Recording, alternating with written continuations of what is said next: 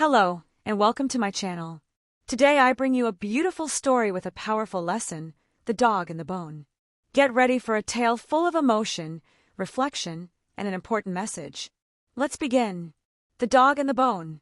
Once upon a time, in a peaceful little village, surrounded by rolling hills and wide green fields, there lived a dog named Max. Max wasn't just any dog. He was clever, adventurous, and had a nose so sharp he could sniff out a grilled steak from half a mile away. Though he didn't have an official owner, the villagers adored him. They would often leave scraps outside their doors, pat him on the head as he passed by, and some even spoke to him as if he were an old friend. One fresh spring morning, Max decided to explore beyond the old windmill. The sun was shining brightly, the birds were chirping cheerfully from the trees, and the breeze carried the scent of blooming wildflowers. Max trotted happily through the meadow, his tail wagging like a metronome, keeping time with the rhythm of the world around him. Suddenly, something caught his nose, a rich, meaty scent that stopped him in his tracks. He followed the smell until he found, nestled beneath a bush, the biggest, juiciest bone he had ever seen. It was long, thick, and still had bits of meat clinging to it. Max's eyes widened. "Woof!" he barked with delight. "Now this is a treasure."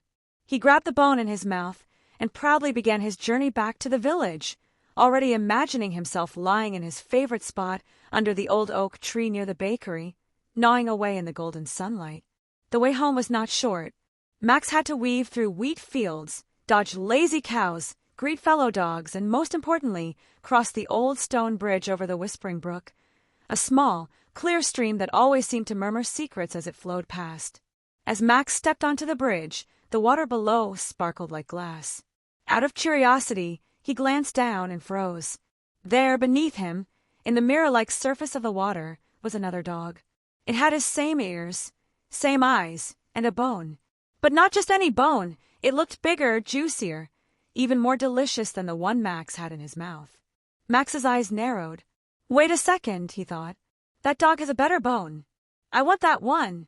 Without another thought, Max let out a loud bark, hoping to scare the other dog and make it drop its prize. And in the same moment, driven by greed, he leaped into the water, jaws open to snatch the bone from the stranger's mouth. Splash! Cold water wrapped around him. Max paddled, bubbles rising around him as he opened his eyes under the surface. But there was no other dog, no other bone, only stones and water and swirling ripples where his reflection had been. And worst of all, his own bone was gone. He swam in circles, dove under the surface again and again, searching frantically. But the bone had sunk too deep, carried away by the stream's quiet current. Max was left with nothing.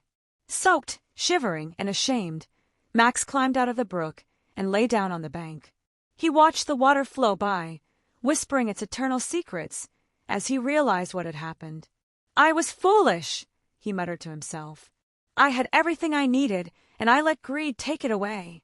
He sat there for a while, letting the sun dry his fur and his thoughts settle. Slowly, the lesson began to take shape in his mind. Sometimes, the desire for more can make you lose what you already have. And not everything you see is real. Some things are just reflections, illusions. From that day on, Max never tried to take what wasn't his.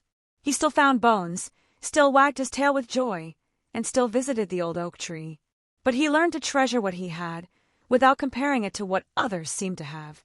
And though he crossed that same stone bridge many times afterward, he never again jumped into the water chasing after a shadow. Moral: don't be greedy when you always want more. You risk losing what you already have. Not everything that glitters is gold, and sometimes what you think you see is just a reflection of your own desires. Thank you for listening to this story. I hope you enjoyed it and took away something meaningful. Don't forget to subscribe, leave a like, and share this video if you liked it. See you in the next story.